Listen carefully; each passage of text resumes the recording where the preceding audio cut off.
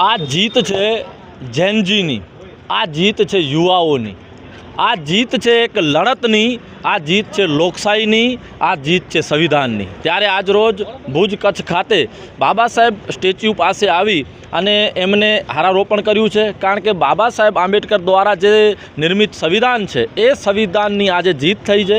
કારણ કે છેલ્લા 36 દિવસથી ઉપર એક જે આંદોલન ચાલ્યો, જેનાથી સમગ્ર દેશ વાકેફ છે, જેમાં ખૂબ મોટા પાયે યુવાઓ વિદ્યાર્થીઓએ મળી અને જંતર મંતર ઉપર એક આંદોલન કર્યું, જેમાં સોનમ વાંગચુક 25 દિવસ ભૂખ હડતાલ ઉપર બેઠા।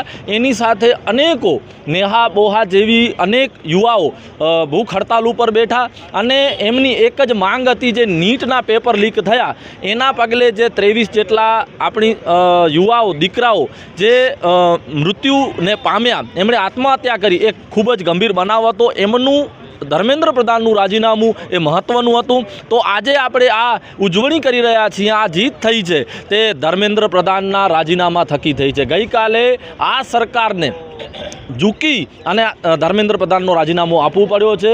એટલે અમે કહીએ છીએ કે આંદોલન અને યુવાઓની શક્તિ અને યુવાઓની તાકાત ચોક્કસપણે એટલી હદે પ્રચંડ છે કે આ સરકારને પણ ઝૂકવું પડે છે। 12 વર્ષ થયા, આ સરકાર તાનાશાહી સિવાય કંઈ નહોતી શીખી, પણ આ દેશના વડાપ્રધાનને પણ રાત્રે 12 વાગે આવી અને વિડીયો બનાવવું પડે, તો આ એક આંદોલનની જીત છે।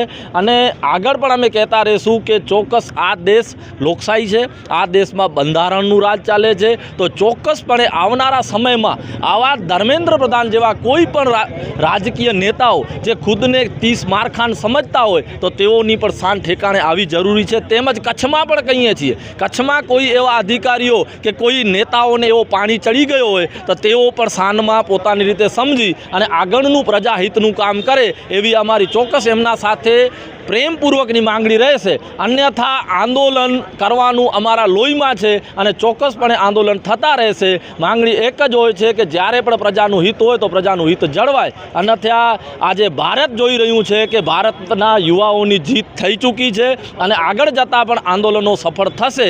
માટે આજે અમે બાબા સાહેબ આંબેડકરને ફુલાર કરી અને જે પણ સાથીઓ ભુજ 21-22 જુલાઈ જે આંદોલન થયું, ભૂખ હડતાલ થઈ, એનામાં પણ જોડાયા હતા અને અહીંયા ભુજમાં પણ ધરણામાં જોડાયા હતા। સર્વેને અમે અભિનંદન પાઠવીએ છીએ। આ જંતર મંતર ઉપર જે લાઠીઓ પણ ખાધી, એમને પણ અમે અભિનંદન પાઠવીએ છીએ, કારણ કે એમની તાકાત હતી, એમણે મરી જવાની એક શક્તિ બતાવી હતી અને ભારતભરમાં કોઈ પણ રાજ્ય કે કોઈ જિલ્લો તાલુકો એવો બચ્યો નહીં જેનામાં આંદોલનની શરૂઆત ના થઈ। એટલે એક જેણે આંદોલનમાં જોડાયો એ સર્વેની આ જીત છે। અને એટલું ચોક્કસ કહીશ, જે સામાજિક તત્વો કહી રહ્યા હતા ને કંઈ ન થાય, તો તમને કહી દઉં કે હું કાંઈ હોતું નથી। ચોક્કસ આંદોલનની જીત થાય છે અને થઈ છે। ધન્યવાદ।